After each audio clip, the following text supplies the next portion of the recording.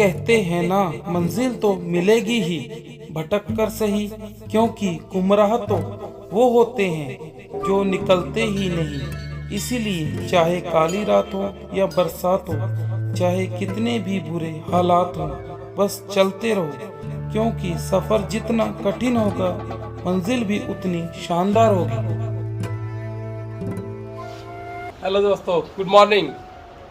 Day आज तीसरा तारीख होगी, आज 7/9/2021। पहुंच चुके हैं हम धारचूला। रात को पहुंचे थे, बहुत अच्छी नींद आई, बैग वगैरह रेडी हैं। आज हम जा रहे हैं दफ्तर, वहां पे करवाएंगे टेस्ट, फिर आगे की यात्रा के लिए निकलेंगे, क्योंकि यात्रा में जाने से पहले ये टेस्ट करवाना बहुत ज़रूरी है। और रात हमारी बहुत अच्छी खासी गुजरी। रात हम कुमाऊं मंडल के गेस्ट हाउस में रुके थे, गैजेट वगैरह सब तैयार हो चुके हैं, बैग पैक हो चुका है। चलते हैं, आपको दिखाते हैं कुमाऊं मंडल का गेस्ट हाउस भी। हल्द्वानी से मैं सुबह 5 बजे टेम्पू ट्रैवलर में निकला था। मुझे धारचूला पहुंचते पहुंचते तकरीबन रात के 8 बज गए थे। इसका एक कारण तो यह था कि हल्द्वानी से धारचूला का जो रास्ता है वह सारा पहाड़ी है, और दूसरा कारण यह था मैंने रास्ते के सभी मंदिरों के दर्शन भी किए, जो आप मेरी पिछली वीडियो में देख सकते हैं। सचिन, जिससे मैंने अपना यह टूर बुक करवाया था, उसने मेरे रात को रुकने का प्रबंध कुमाऊं मंडल के गेस्ट हाउस में किया हुआ था, जो कि बहुत खुला, हवादार एवं साफ सुथरा था। मेरे रहने के साथ साथ उसने मेरे खाने का प्रबंध भी यहीं पर किया हुआ था। यहाँ का खाना शुद्ध शाकाहारी होने के साथ साथ बहुत ही बढ़िया एवं साफ सुथरा था।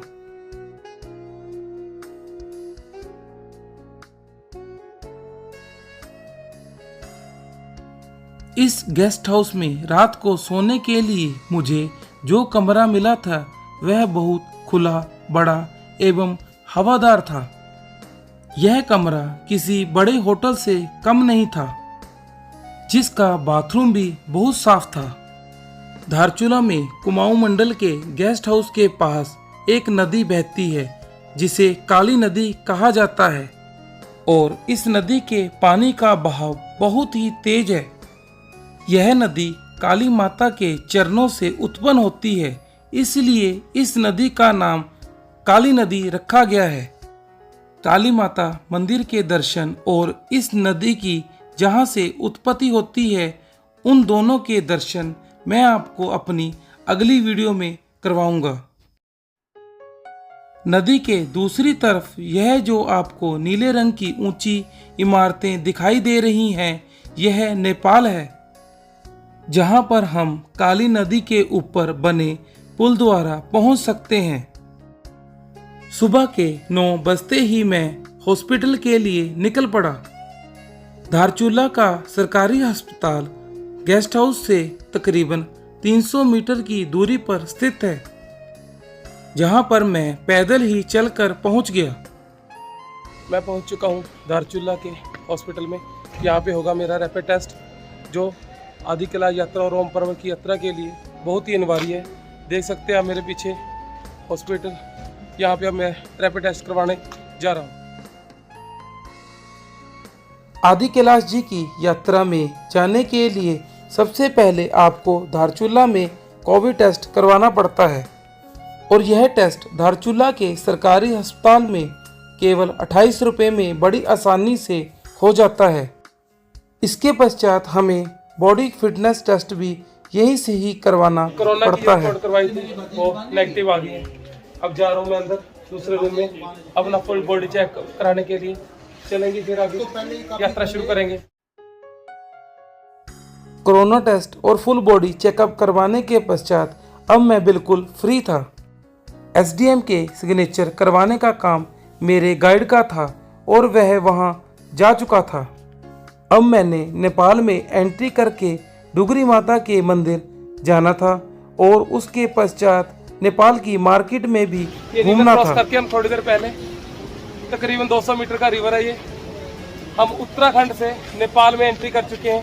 देखिए मेरी तरफ ये गेट है, ये अब नेपाल में एंट्री हो चुकी है मेरी, और ये मेरे साथी सारे खड़े। जय शंकर। नमस्कार दोस्तों, नेपाल में एंट्री हो चुकी है मेरी। अब घुमाते हैं आपको नेपाल की मार्केट, चलिए मेरे साथ। नेपाल में एंट्री करने के पश्चात पहले मैं नेपाल की मार्केट देखने निकल गया। नेपाल का जो बाजार था वह बहुत तंग था, जिसकी गलियां भी बहुत छोटी छोटी थी।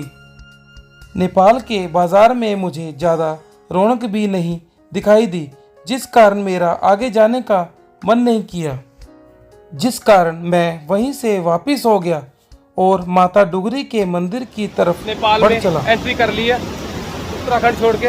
वो मेरा पीछे भारत, मेरा India. I love my India.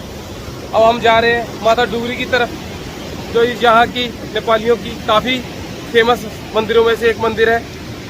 Bharat और नेपाल के पुल वाले बॉर्डर से तकरीबन माता डुगरी जी का मंदिर 3 किलोमीटर के आसपास है। चलते हम धीरे धीरे ऊपर, करेंगे फिर आप और मैं माता जी के दर्शन लेते हैं, उनका आशीर्वाद। फिर आगे ओम पर्वत और आदि कैलाश जी की यात्रा शुरू करेंगे। आदि कैलाश जी की यात्रा में जाने वाले बहुत ही कम ऐसे यात्री होते हैं जो माता डुगरी जी के दर्शन करने जाते हैं। इसका एक कारण तो यह है कि बहुत से यात्रियों को इस मंदिर के बारे में जानकारी नहीं होती, और दूसरा काफ़ी यात्री पैदल चलने से भी घबरा जाते हैं। हमारा 7 व्यक्तियों का ग्रुप था, जिसमें से मैं और मेरा एक और साथी माता जी के दर्शन करने के लिए तैयार हुए, और बाकी सभी मेरे साथी गेस्ट हाउस में चले गए। डुगरी माता जी का मंदिर का जो रास्ता है वो बांगा पकड़ गांव में से शुरू होता है। बहुत ही सुंदर गांव है, छोटा सा, छोटे छोटे घर हैं, देख सकते हैं आप मेरे पीछे। यह मंदिर काफी ऊंचाई पर बना हुआ है, जिस कारण मुझे काली नदी अब बहुत नीचे दिखाई दे रही थी। मौसम बिल्कुल साफ था, धूप निकली हुई थी, जिस कारण पहाड़ियां और पर्वत चमक रहे थे। मंदिर तक पहुंचने का जो मार्ग है वह बिल्कुल कच्चा है।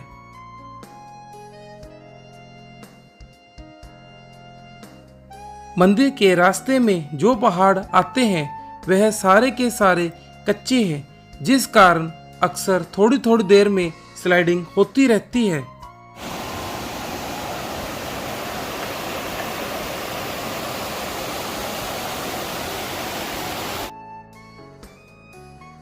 रास्ते में मुझे एक बहुत सुंदर झरने को क्रॉस भी करना पड़ा, जो देखने में बहुत ही अधिक सुंदर था। इसका पानी बिल्कुल साफ और निर्मल था।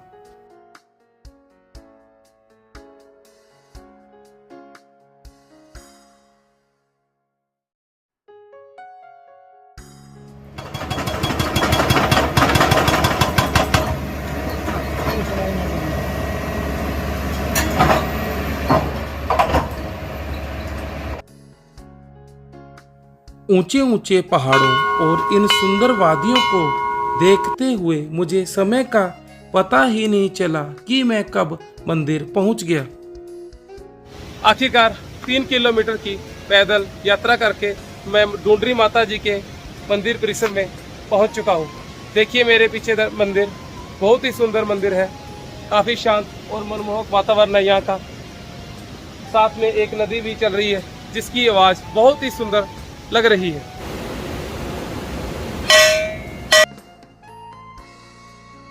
मंदिर देखने में बहुत सुंदर था और यहाँ का जो वातावरण था वह बिल्कुल शांत था। यहाँ के लोगों से मुझे पता करने पर यह मालूम हुआ कि यह मंदिर बहुत अधिक प्राचीन है और यहाँ पर हर एक मनोकामना पूर्ण होती है। डुगरी माता को नमस्कार कर मैं वापस नीचे की तरफ बढ़ चला, क्योंकि शाम के 5 बजे से पहले पहले मैंने नेपाल से उत्तराखंड में एंट्री करनी थी। उसके पश्चात यह पुल बंद कर दिया जाता है। यात्रा करके आए थे मंदिर में से माता के आशीर्वाद से हमें एक ट्रॉली मिल गई पत्थरों वाली, उसमें बैठे सारे साथी और मैं। देखिए आप, ये जा रही है ट्रॉली हमारी, छला मार दी गड्डी जाती है, छलाका मार दी यार, मैंने यार दी। माता जी के मंदिर की यात्रा करके नीचे वापस आ चुके हैं। अब मेरे पीछे आप देखिए, इस पुल द्वारा हम नेपाल से इंडिया की तरफ कूच करेंगे।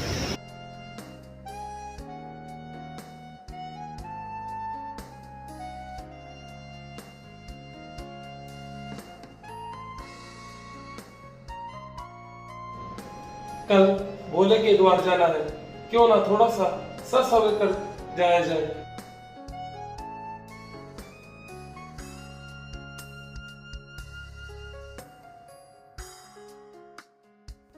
अगली सुबह जब मैं अपने रूम के बाहर निकला तो मैंने देखा मौसम एकदम साफ था, जो मेरी आने वाली यात्रा के लिए बहुत अच्छा संकेत था।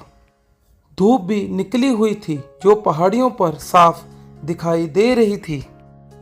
इतने सुंदर मौसम को देखकर मैंने सोचा क्यों ना थोड़ी देर टाइम लैप्स बनाया जाए।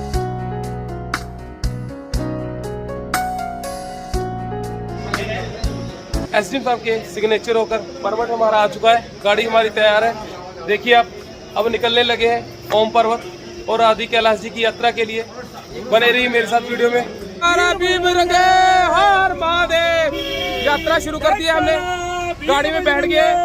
हर महादेव, आदि कैलाश और ओम पर्वत जी की यात्रा के लिए निकल चुके हैं। समय तकरीबन हुआ है 11 बजे। सुबह के 10:30 बजे एसडीएम साहब के सिग्नेचर होकर मेरा परमट आ चुका था। यह बात सुनकर मेरी खुशी का ठिकाना नहीं रहा, क्योंकि अब यात्रा पर चलने का समय आ चुका था। धारचूला से चलने के पश्चात मेरा पहला स्टॉपेज पांगला गांव था, क्योंकि वहां पर हमने दोपहर का खाना खाना था। पांगला गांव तक का जो रास्ता है वह ठीक ठाक है, वहां तक सड़क बनी हुई है। एक पहाड़ को दूसरे पहाड़ तक जोड़ने के लिए और नदी के ऊपर बहुत ही बड़े बड़े और विशाल पुल बने हुए हैं। इस रास्ते में हमें बहुत बड़े बड़े और विशाल और भव्य प्राकृतिक झरने देखने का मौका भी मिलता है। अभी इस रोड का काम भी बहुत तेजी के साथ चल रहा है। इस रोड को खुले हुए अभी 2 साल ही हुए हैं। इससे पहले यह यात्रा पैदल की जाती थी, जिसके लिए 12 से 13 दिन का समय लगता था। जितने झरने मैंने अपनी आदि कैलाश जी की यात्रा में देखे, इससे पहले मैंने इतने विशाल, ऊंचे और बड़े झरने अपनी किसी यात्रा में पहले कभी नहीं देखे थे। ये ऊंचे ऊंचे पहाड़ और ये नीला आसमान और उसके ऊपर सफ़ेद घने बादल और ये हरे हरे वृक्ष, इन सभी को देखता हुआ मैं अपनी यात्रा की तरफ आगे बढ़ता जा रहा था। यह सब कुछ इतना सुंदर था कि इसके बारे में मैं आपको अपने शब्दों में नहीं बता सकता। मेरे ख्याल से तो इस जगह का नाम सहस्त्र झरना रख देना चाहिए, क्योंकि रास्ते में एक के बाद एक झरना आता जा रहा था। यह काली नदी हमारे साथ सारी यात्रा में हमारे साथ साथ चलती है। इसका बहाव भी बहुत तेज है। यहाँ के सभी झरने बहुत ही ऊंचाई से गिरते हैं, जिस कारण इनका जल बहुत ही साफ और वाइट रंग का होता है।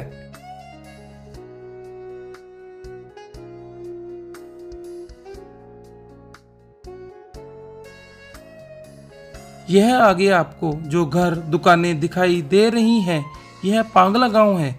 यहीं पर रुककर हमने दोपहर का भोजन करना था, फिर उससे आगे अपनी यात्रा शुरू करनी थी। धारचूला से चले थे, तकरीबन आधा घंटे का गाड़ी का सफर करके पांगला विलेज पहुंच चुके हैं। यहाँ पे हमें थोड़ी रिफ्रेशमेंट दिलाई जा रही है। खाना हमारा तैयार है, साथ में चावल, ऑनियन, कड़ी और सोयाबीन की बढ़िया भी है। करते हैं नाश्ता, फिर चलते हैं थोड़ा सा आगे। इस आदि कैलाश जी की यात्रा पर जब आप आने का प्रोग्राम बना रहे हैं तो कोई फिक्स तारीख या समय रखकर ना आए, क्योंकि रोड अभी काफ़ी ख़राब है और कब लैंडस्लाइड हो जाए और कितने घंटों तक रोड बंद रहे इसका कोई अंदाज़ा नहीं है। बरसात के मौसम में तो यह रोड और भी खतरनाक है।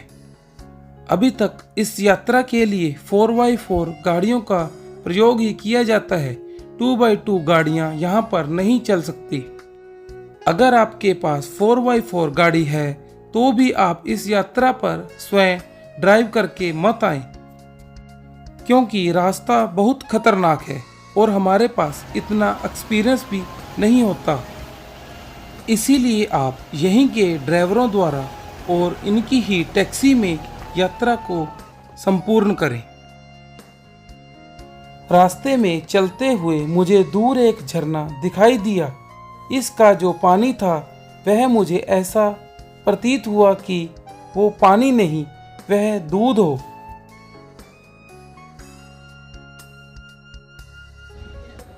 सुबह धारचूला से निकले थे, अब हम गर्भाधार गांव पहुंच चुके हैं। यहां पर आकर हमने अपनी गाड़ी चेंज की है, क्योंकि यहां से आगे का रास्ता है वो थोड़ा मुश्किल है।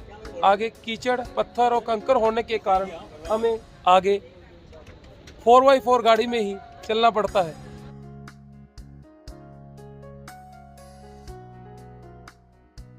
गर्भाधार के आगे का जो रास्ता है वह बिल्कुल खराब है और बिल्कुल कच्चा है। इसे हम ऑफ रोड भी कह सकते हैं। इसी कारण यहाँ से हमारी गाड़ियों को भी बदल दिया था। यहाँ का जो चीकड़ था उसने दलदल का रूप धारण कर रखा था, जिस कारण हमारी गाड़ियाँ इसमें बार बार फंस रही थी, जिस कारण गाड़ियों को बैक करके पूरी रेस के साथ आगे खींचकर निकालना पड़ता था। रास्ते में बहुत जगह स्लाइडिंग एरिया भी आता है। मैंने देखा बड़े और विशाल पत्थरों ने एक जेवीसी को भी चकनाचूर कर रखा था। हवा तेज चलने के कारण झरनों का पानी भी बहुत दूर तक उड़ रहा था।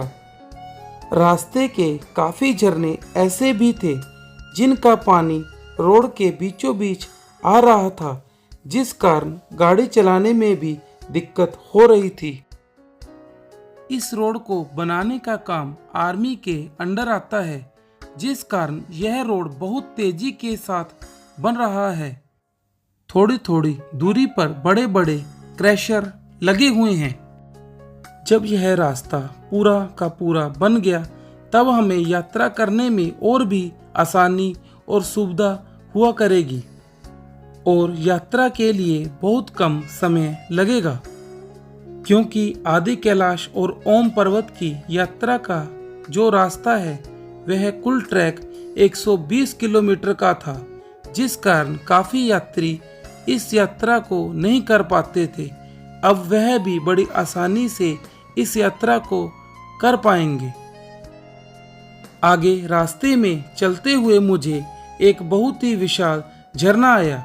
यहाँ पर इकट्ठे 5 झरने थे।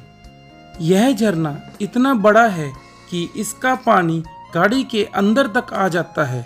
हमारे ड्राइवर ने हमें पहले ही बोल दिया था कि हम अपने अपने शीशे बंद कर लें ताकि गाड़ी के अंदर पानी ना आ सके। इन झरनों का पानी गाड़ी के अंदर तो नहीं आया, परंतु गाड़ी के जो ऊपर हमारे बैग रखे हुए थे वह बिल्कुल भीग गए थे।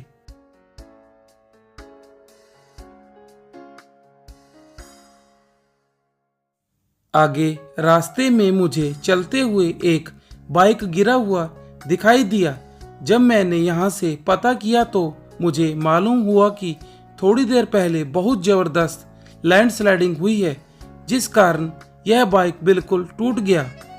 परंतु जो व्यक्ति इसको चला रहा था उसकी जान बच गई और उसके काफ़ी चोटें भी लगी थी।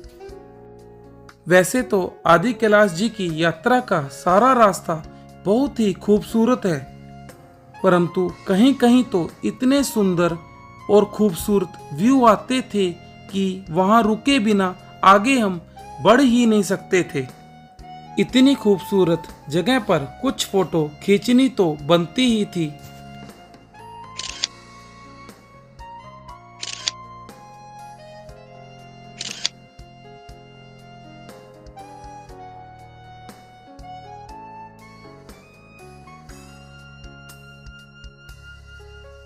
शाम के 6 बज चुके थे।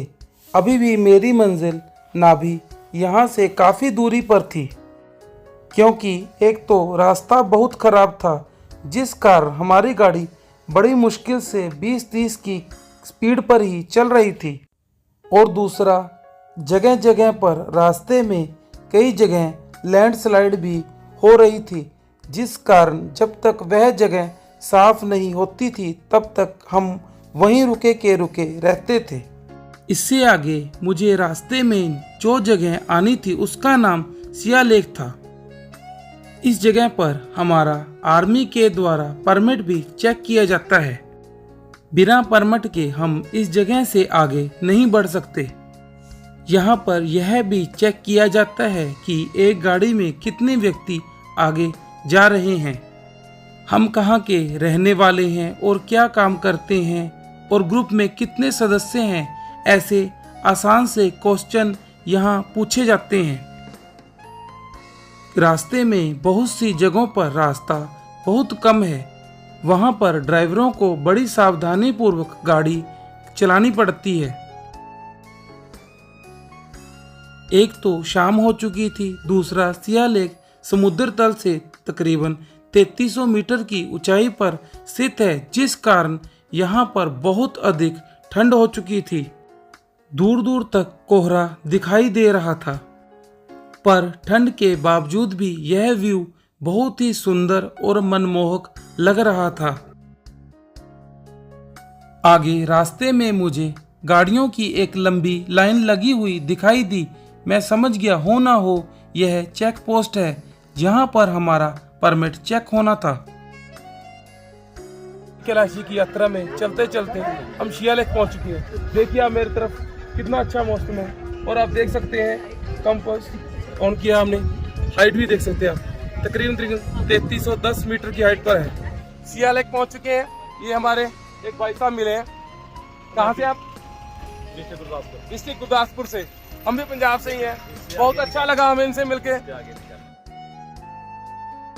सिया लेक में मैं और मेरे साथी अपना परमिट चेक करवा कर आगे अपनी यात्रा की तरफ बढ़ चले। गांव पहुंच गए। गांव का नाम है गरब्यांग। ये मेरे साथी चाय वगैरह पी रहे हैं, मैं भी यहीं पे चाय पीऊंगा। ये आंटी जी हमारे लिए चाय बनाएंगी। ये भाई साहब है, ये भी हमारे लिए चाय बनाएंगे। चलते हैं फिर चाय पी के थोड़ी थोड़ी आगे। मैगी बन रही है साथ में, मैगी खा भी रहा है मेरा साथी एक, देख सकते हैं आप। शाम के 7 बज चुके थे। अब तो भूख भी बहुत लगी थी। ठंड होने के कारण चाय पीने का भी बहुत मन था, क्योंकि दोपहर के बाद हमने कुछ भी नहीं खाया था। इसीलिए हमने अपनी गाड़ियां गरब्याम गांव में रुकवा ली और यहाँ पर चाय भी पी और साथ में गर्मा गर्म मैगी भी खाई, जो कि बहुत ही स्वादिष्ट बनी हुई थी।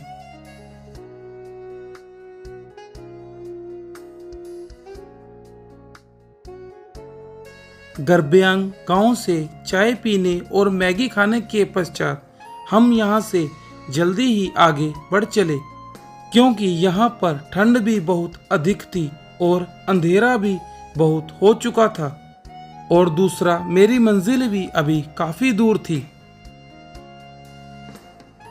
गरब्यांग से आगे जो गांव आता है उसका नाम नपल्च है। यहाँ पर देवभूमि नाम का बहुत ही अच्छा और सस्ता और सुंदर रेस्टोरेंट भी है। इस जगह पर कभी कभी BSNL का नेटवर्क भी आ जाता है। इस जगह पर आप रात्रि विश्राम भी कर सकते हैं। यहाँ पर रात रुकने के लिए प्रति व्यक्ति 350 रुपये देकर हम रात्रि का भोजन और एक समय की चाय पी सकते हैं। नपल्च गांव में थोड़ी देर रुकने के पश्चात मैं नाभी गांव की तरफ आगे बढ़ चला। रात होने के साथ साथ अब तो थकावट भी बहुत अधिक हो चुकी थी। अंधेरा इतना था कि रोशनी के बिना कहीं भी कुछ दिखाई नहीं दे रहा था। नाभी गांव पहुंच चुके हैं। बहुत ही अच्छा अरेंजमेंट है यहाँ पे मदन नवियाल जी द्वारा। देखिए पीछे उनकी फोटो है, काफी अच्छा है। बहुत ही आनंद आ गया ऐसा प्रोग्राम देख के। देखिए मेरे पीछे खाने का भी बहुत अच्छा अरेंजमेंट है। चावल बने हुए हैं, साथ में दाल भी है और गर्मा गर्म खीर, सेवियां और चपाती भी बनी हुई है।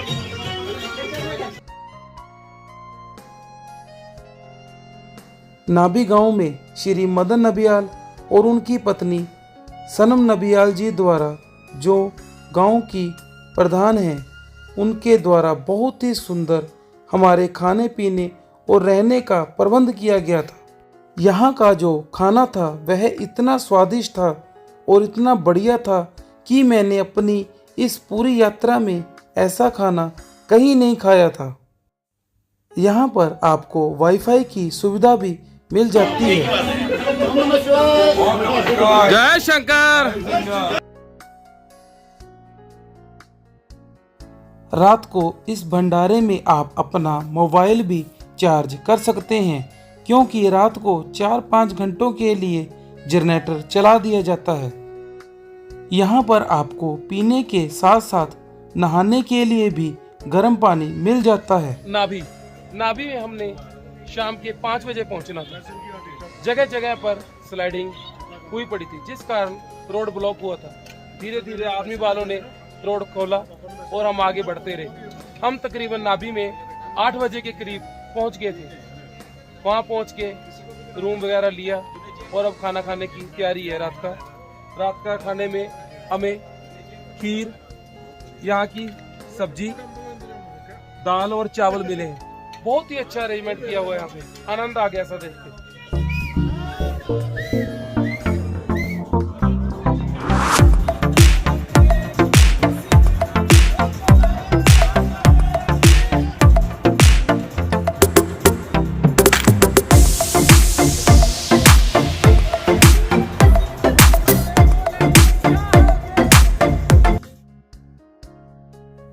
लंगर के डीजे में थोड़ी देर मस्ती करने के पश्चात मैं और मेरे साथी अपने कमरे में सोने के लिए चले गए। हमारा जो सोने वाला कमरा था वह लकड़ी से तैयार किया हुआ था और वह खुला, हवादार एवं साफ सुथरा था। सारा दिन सफर करने के कारण मुझे बहुत अधिक थकावट हो चुकी थी, जिस कारण मुझे रात को बहुत अच्छी नींद आई। सुबह जब मैं उठकर अपने कमरे के बाहर निकला तो बाहर का व्यू देखकर मैं हैरान रह गया, क्योंकि मौसम साफ होने के कारण मुझे दूर दूर के पहाड़ साफ दिखाई दे रहे थे। वह बर्फ से ढके हुए थे। सूर्य नारायण की रोशनी के कारण इन पहाड़ों का रंग सुनहरी हुआ पड़ा था, जिस कारण यह व्यू बहुत ही सुंदर लग रहा था। आज मैंने ओम पर्वत जी के दर्शन करने के लिए जाना था, इसलिए मैं और मेरे साथी सुबह जल्दी तैयार हो गए थे। हमने जिन गाड़ियों में यात्रा के लिए जाना था वह भी आ चुकी थी। रात को मैं जहां पर रुका था उसे होम स्टे कहा जाता है। नाभी गांव व्यास घाटी में आता है। व्यास घाटी में कुल 12 या 13 गांव पड़ते हैं। इसी जगह वेद व्यास जी ने महाभारत को लिखा था, इसी कारण इसे व्यास घाटी कहा जाता है। और यहाँ के लोगों को हमेशा खुशहाल रहने का आशीर्वाद दिया था, इसीलिए इतनी ऊंचाई और इतनी बर्फ पड़ने के बावजूद भी यहाँ पर बहुत अच्छी खेती होती है।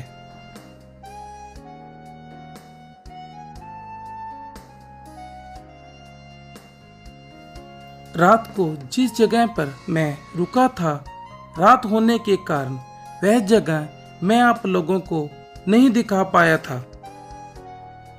यह होम स्टे सारा का सारा लकड़ी से तैयार किया गया है और इन पर रंग बिरंगे कलर भी किए हुए हैं, जिस कारण यह और भी सुंदर लग रहा था।